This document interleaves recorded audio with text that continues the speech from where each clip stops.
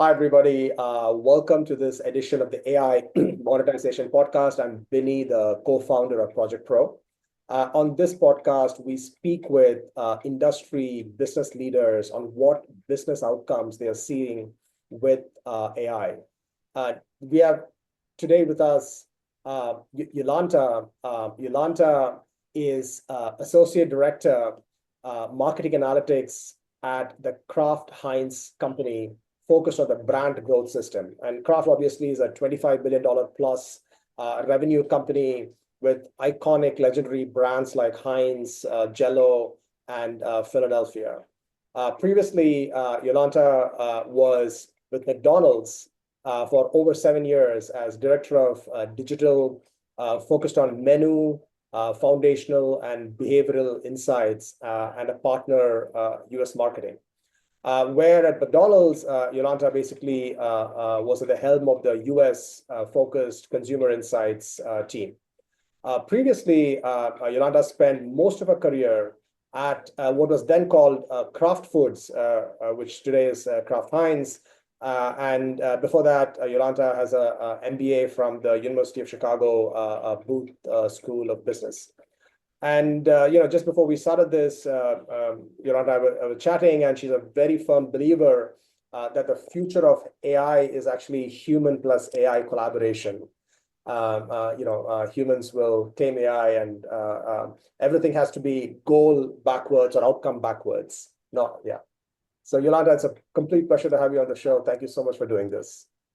Thank you for inviting me, Benny. It's my pleasure, and I have a lot of respect for your podcast, and I've seen some of your interviews, and I'm excited to be part of it.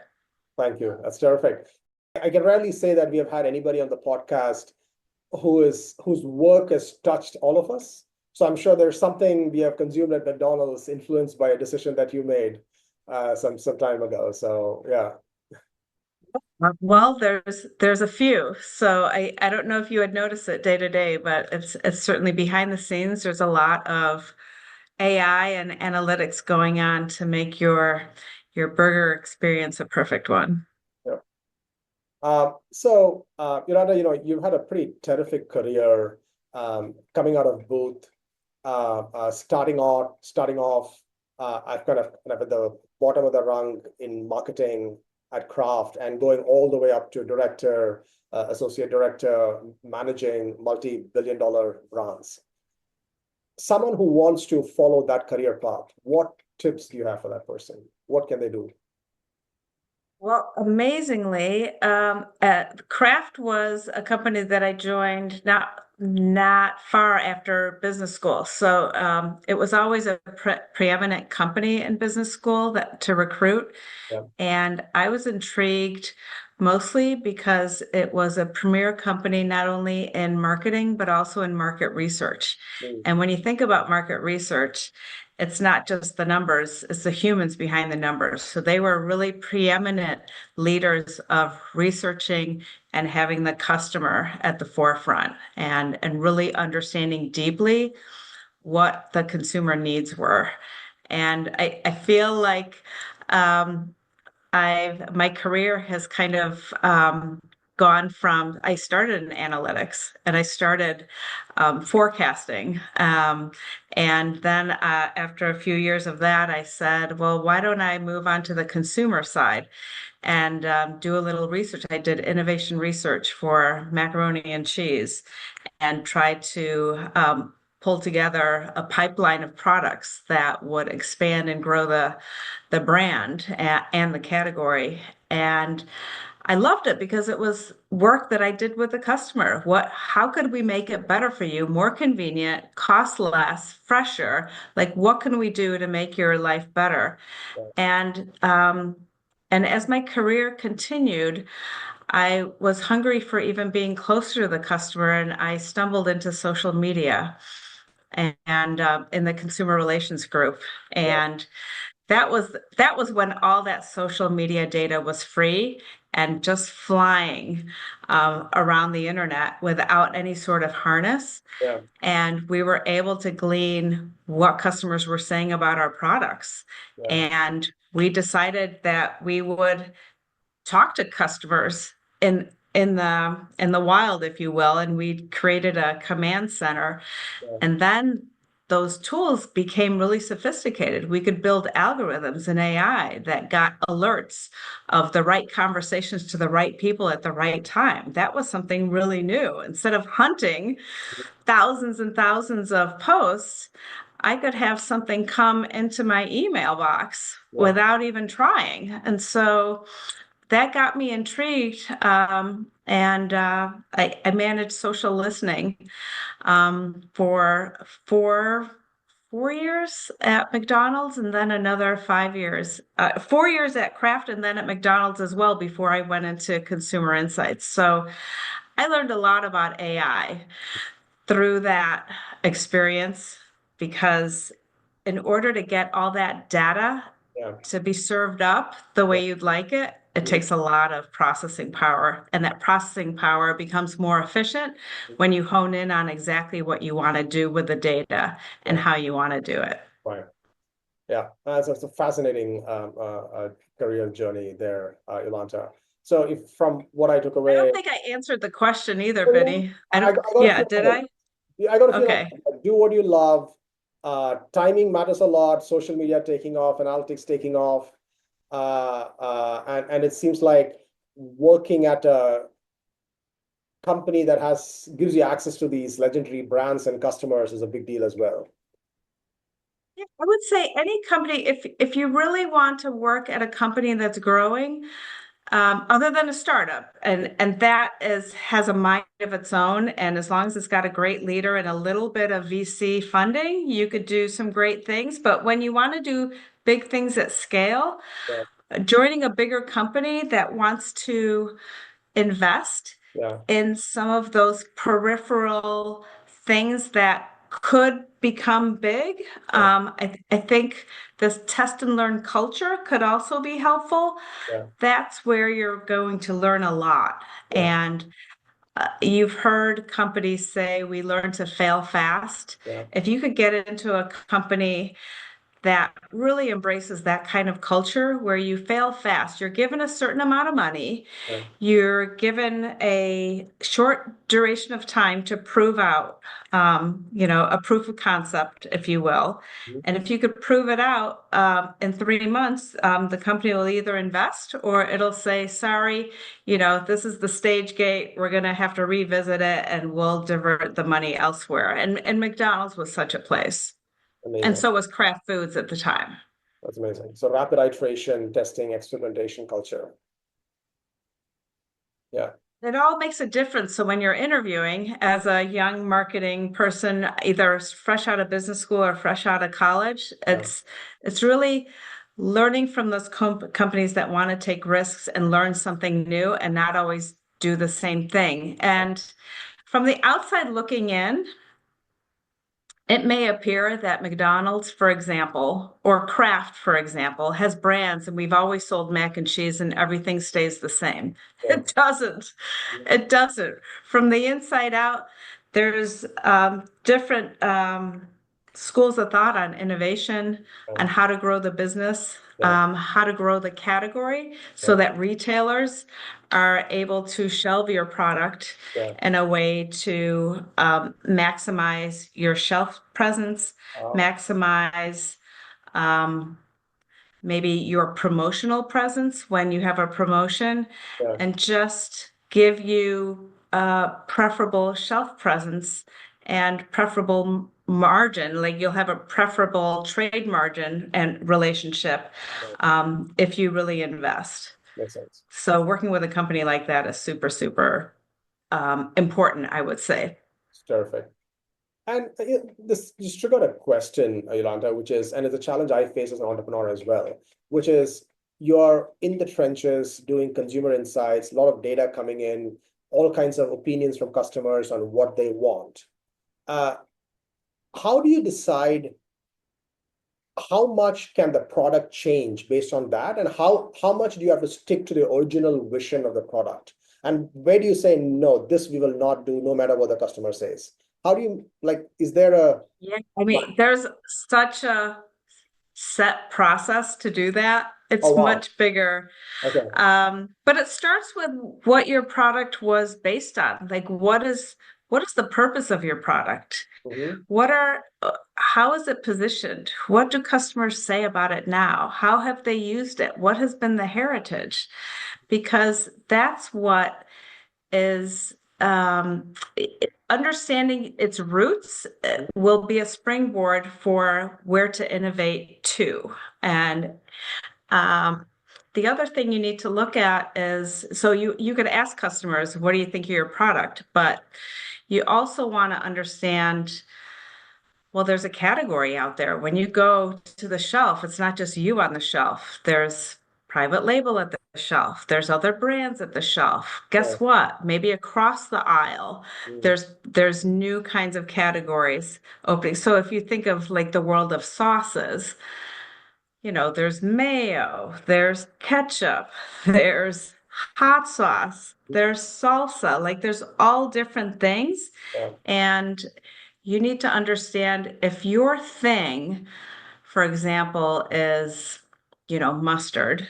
Yeah. Um, how are people using mustard today versus when they used it a few years ago? Yeah. And has that usage changed? And if it has, then do you need to adapt to make sure that um, the people that used to use it a certain way can still use it, but maybe the way this new usage is they cook with it.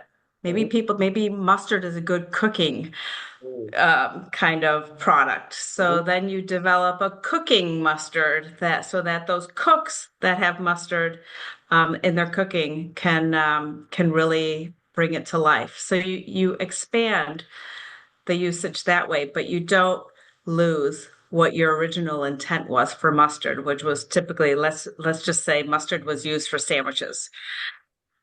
So And you um, stick with mustard. You don't go to sesame or something. You stick with mustard. you always stick with mustard unless, things can happen. Maybe mustard goes out of style. Maybe, there it could be. But let's just assume that mustard is one of those staples like butter and eggs and Yeah. milk. Yeah. So you're always going to have mustard, but then let's say 13 brands, 13 new brands come out with a hotter mustard or a drier mustard or a yellower mustard Mm. or a sweeter mustard. Mhm. Like they all are going to, and they're going to copy you. What if you come out with, Dijon mustard and maybe the next mustard's from Paris, because Dijon and Paris have different kinds of mustard seeds that grow or whatever. So, you just need to always look at, okay, well, these competitors can come out Yeah. and they have all these mustards, but do they taste as good as mine? Mhm. And when customers taste mine, what are the unique hallmarks of my own mustard Yeah. that make it stand out versus everybody else? Is it the taste? Is it the texture? Is it the smell? Is it the spreadability? Is it the squeeze bottle? Is it, something Yeah. about my brand is going to stand out in consumers' minds? Yeah. And so you try to stick to that. Yeah, it's a lot of different things. And then you could map out all those different sauces on a big map Mhm. and just say what sauces cluster together Mhm. and what are the different uses for each of those sauces. And do some people use their mustard for cooking at dinner, but then for breakfast, they'll never use a cooking mustard and they'll only use the squeeze. Mhm. So you kind of understand what are the category entry points Yeah. for, that particular type of mustard. So, and then pricing comes into it and distribution Mhm. and, the four P's that I learned in marketing, the pricing, promotion, product, and place. Yeah. Um, all of that holds true that you have to be in a store in order for somebody to buy your product. If you're not there, nobody's going to buy you. Yeah. So guess what? E-commerce came around, and that's been, for the past 20 years, e-commerce has been growing and growing and growing and stealing people's share of brick and mortar. So you need to make sure that those new formats Yeah. um, that are emerging Mhm. are ones where your product is is there. And what about restaurants? You could take that cooking mustard and take it to some independent restaurants and say, Yeah. guess what? I have this fantastic cooking mustard. Would you like to use it in your recipes? Mhm. And can you brand it? Yeah. Is there a way to brand it Mhm. and say it's not just mom and pop's cooking mustard, it's the Kraft Heinz cooking mustard. So yeah, so there's different ways, Got it. and there's many different things to think about. But for AI in particular, following the route of more of a research person, a data scientist, I think somebody that's working in insights Yeah. is going to work very closely with the AI systems that will bring all that data and knowledge to the forefront so that the marketing person can make the right decision about their product. Got it. And across your career, Yolanta, you've seen different flavors of AI, and the latest flavor being Gen AI. I'm curious, like, Yes, what has changed and what has not changed? What remains constant and what has changed? that's a great question. I would say what's always constant, and I think it's even more important than it's ever been, Yeah. is what is the business problem that we're trying to solve? Mm. Really understanding that business problem. And when you think of a problem to Mm. solve, like maybe the AI, for example, will make your let's build AI to get information, right? Like the Gen AI. Let's just bring in Gen AI and it'll bring us all these great ideas and we don't have to do the work. Well, which work don't you want to do anymore? What is the work that is going to go away? Like what business questions are you going to ask? How are you going to use it? It's really trying to understand fundamentally what is the job that you want this thing to do, and never go and say, I'm going to buy a solution and then figure out what problem I have in order to fit the solution. It's got to start with what is the business solution that I'm trying to solve, Yeah. and then trying to find an AI solution Mhm. that could help make it cheaper, better, faster, more efficient, Yeah. just something that's better than just a human. Yeah. Yeah. It's a fantastic answer. Basically, work outcome backwards or goal backwards.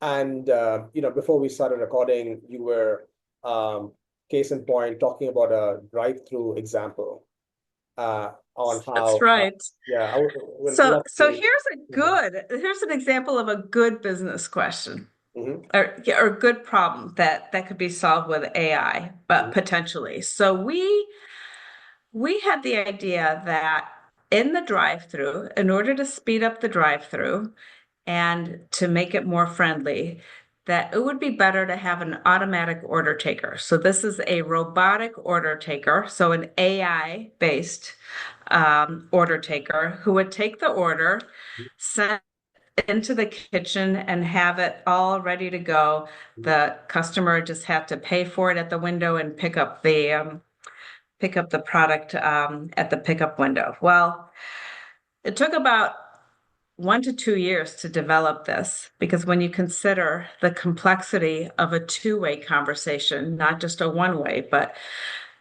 the customer is ordering and then the order taker is confirming the order. Did I get this correct? Mhm.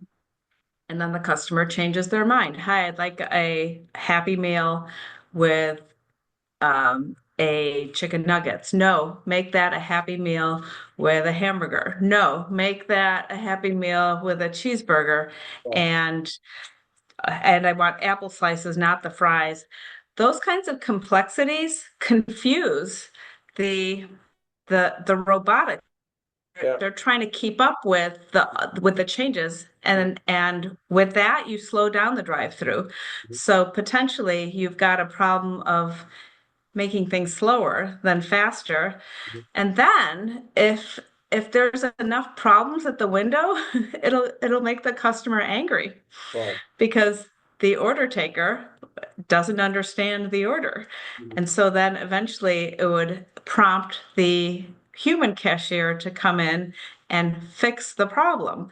Right. Well, so after 2 years of developing this Mhm. and testing it in about 100 stores in one region and then 100 stores in another region, we determined that due to customizations and the complexities of like maybe 10% of the orders, Yeah. we weren't going to move forward with the automatic order taking the way we had designed it. Now, this was right at the cusp of when Gen AI was coming into play, and when was it? The middle of 2022. And 2022 at the beginning, so yeah. and so now the team is reconfiguring how to actually make this robotic engine work with more Gen AIs Yeah. in order to to make it more accurate and more friendly and more able to I guess, keep up with some of the changes and customizations of the customer. So stay tuned. There's probably going to be another year of development, but it's exciting that you could test a hypothesis. Maybe it won't work out now, but maybe the AI isn't ready for your business question yet. And so um, that's the other thing with AI. You could come up with an amazing solution, and guess what? Then the next generation of AI comes out and you think, oh my gosh, my solution could be made even better. And so you could go back to the drawing board and enhance things over time. So I think there's never a sense of one and done. We're Yeah. going to create it in AI and it's done. There's always going to be maintenance Yeah. and there's always going to be evolution. And both of those mean that um, there's always going to be an investment, and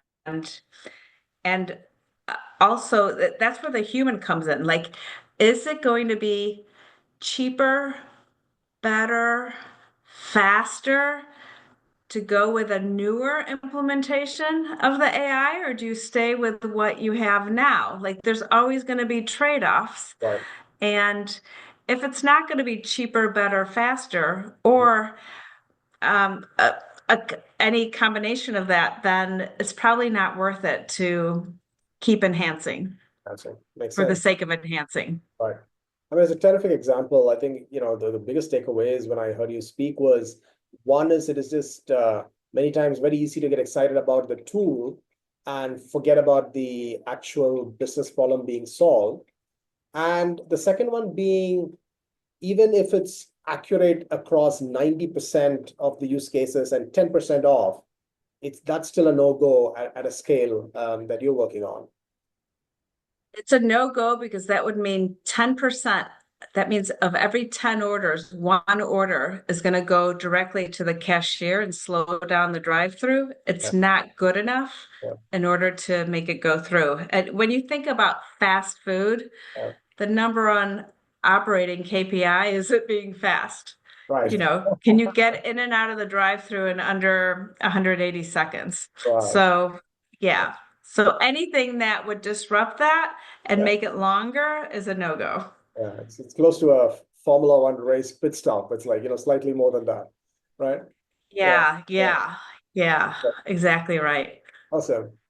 So the other thing we were curious about, Jolanta, is that when you look at consumer insights, from your experience, I see one component of that is social listening. There's another component of that is surveys. Could you just help us understand what are the foundational pillars of sourcing consumer insights? So when you think about consumer insights, it's basically understanding the consumer, right? Yeah. It's really understanding, like, what are their needs? Mhm. Why are they using my product? Mhm. What can we do better? And just getting to the heart of how could we make their lives easier Mhm. with the things that we're selling? How do we fundamentally understand human behavior so that we could learn from that and adapt either our product, our service, our pricing, our distribution, our you gosh, just our presence, our media communications, Yeah. etc. And depending on the question, like some of the questions that we get in insights is, what does my brand stand for? What are all the different ways that my brand is being used? What, who are what else is my customer using when they're using my product? How often is mine used versus the competitors? Like there's all these questions, and you can get a lot of it from scanning data. Let's just say, when a product is sold, it is scanned by a cashier or by you could hand scan it, and that's all that data is then pulled together Yeah. by these large research houses. And you could understand how much product is being sold at what price and whether it was on a promotion and what the competitors are doing. But you don't get the nuance of why. Yeah. Like, what are people's attitudes about your product? What is the usage? Um, why did they stop using their product? What did they use instead? You know, why um, when a new product came out, that why did it fail? Like there's just so many things you can answer Mhm. by doing research with customers. So a survey is just a short way to give a customer or a potential consumer just a way to give you feedback. And the nice thing about social media is that a lot of times they're already giving you feedback and you don't even have to put together a survey. They're already talking about you. At least that's the case with some bigger brands. You might be working on a brand where nobody talks about it. Yeah. Maybe they don't talk about it on Facebook, and maybe they don't talk about it on Pinterest, but guess what? They may be talking about it on Reddit, or Yeah. they may be talking about it in reviews on an Amazon or a retailer site. So there's probably different ways to get feedback on your product. And if you don't have feedback, Mhm. then go find some consumers that have tried your product and ask them, hey, have you used my product in the last 3 months? Great. Have you used a competitive product? Great. You're going to be in my survey. I'm going to ask you 20 questions about how you use it, when, where, why, what price, what your needs were. Did it fulfill the need? Did it not? And then I'm going to compile all that data and figure out, do I have a problem or am I okay? Yeah. Am I in a good place or am I bad? There's also ways to track Mhm. the way consumers think about your brand. Right. And you could ask them questions to ask them, is my brand different than another brand? Right. Or are we all the same? Yeah. Is the product I'm putting out there meaningful? Yeah. Is it do you remember it? Does it have memory structures? And different brands have different ways to kind of promote the memory structure. And I don't know why, but like I'm thinking of Aflac right now, and they have that annoying duck. But Mhm. I think of it, I when I think of Aflac, I think of that annoying duck. I think And part of the for space. good or for bad, it's been etched in my mind. Yeah.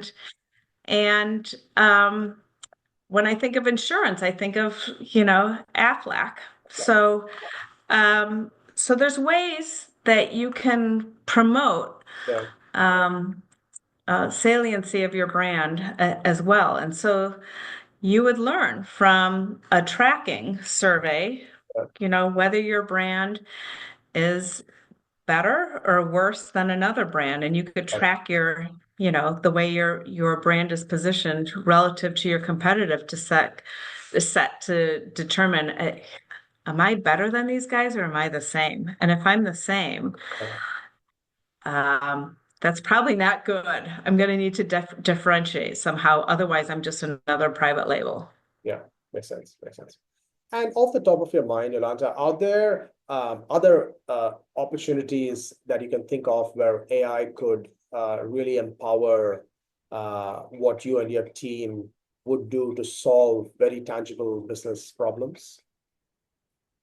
There were definitely meaningful ways to make ideation faster. I think generative AI can quickly come up with some concepts. Like if you want to test a product and create some concepts of a product with different ways of with different flavors, for example, you could ask generative AI to like, here's a concept with one flavor. Can you generate 100 different concepts with different flavors in each one? And Right. we'll put it out to test and see what consumers say about each of these flavors. So there's ways to make it easy to test different iterations. I think it's the same with testing creative of some sorts. Like, what are different ways that we can phrase a different tagline and make it more impactful? So it's great for communications, concept testing, product testing.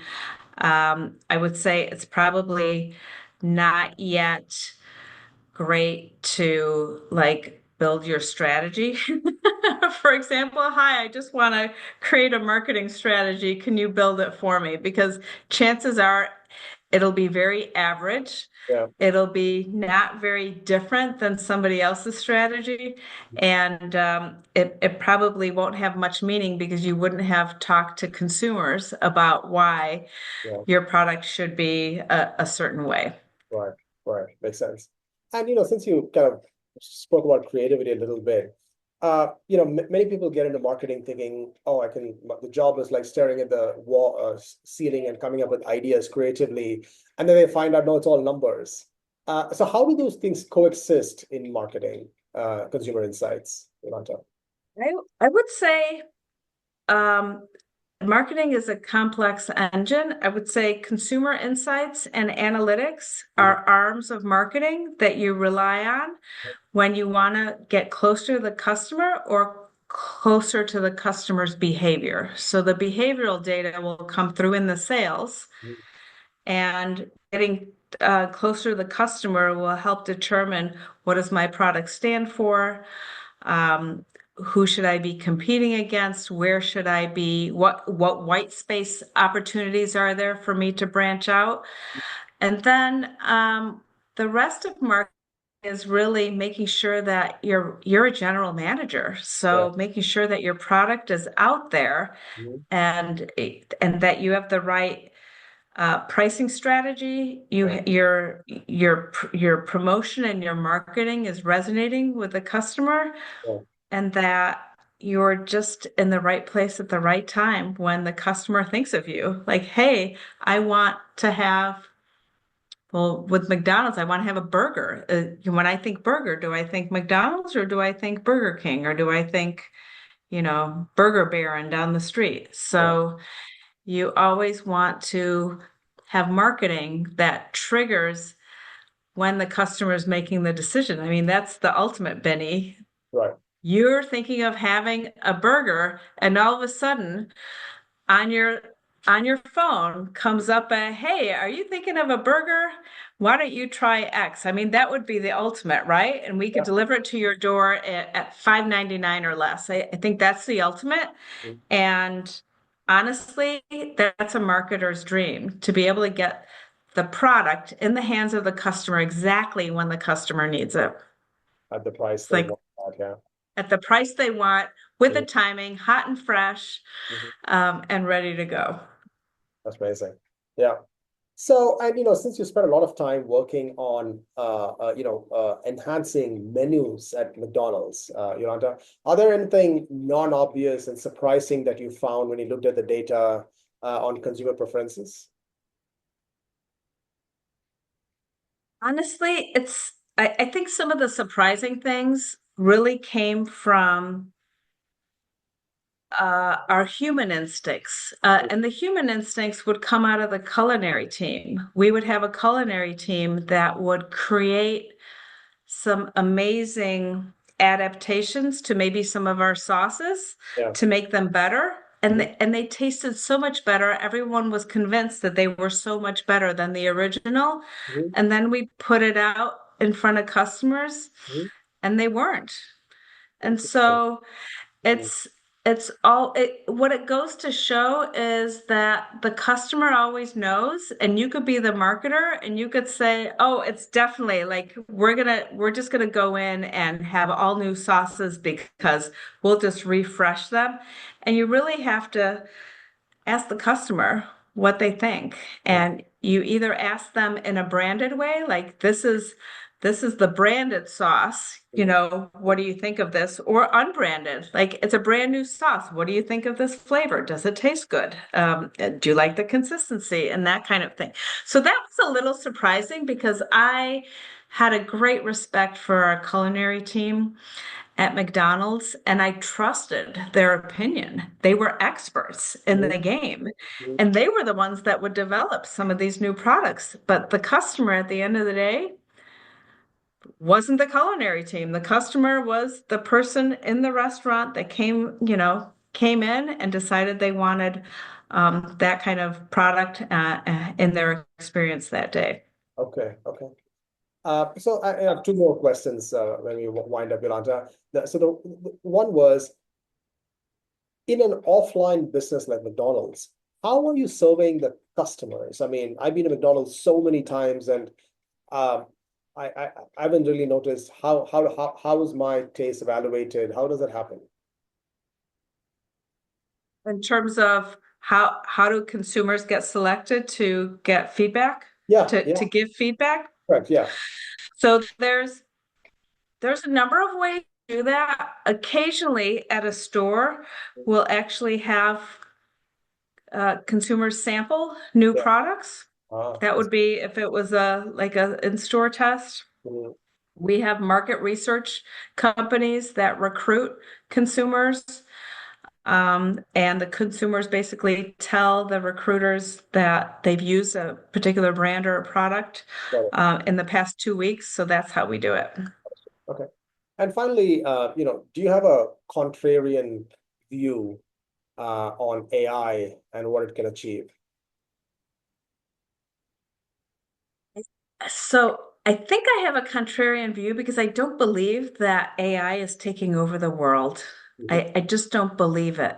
Mhm. I I think what's taking over the world is this notion of complacency Mm. that a computer can do my work for me. I don't have to do anything. And that is the farthest thing from the truth because as I've shared a little bit in some of my stories that uh, AI isn't always right. It doesn't always make things easier, better. It doesn't always have the truth in it. And so we need to have humans to come in and make and be the referee, right? Yeah. Like, is AI playing fair? Is it telling us the truth? Is it selling us short? Is it going in the right direction? Does it have the right data set? That kind of thing. So I always think, especially me coming from an insights background, that there's always going to be a need for human insight when it comes to AI. And because of that, Yeah. there's a great need for insights leaders to team up with their data scientists, their AI developers, to be able to make sure that the human is still inserted in the processes that make the AI happen. Yeah.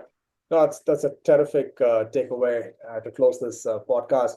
And it's very powerful. I think my takeaway was, don't get complacent because AI is around. Use that as a way to kind of empower yourself and push yourself to the next level.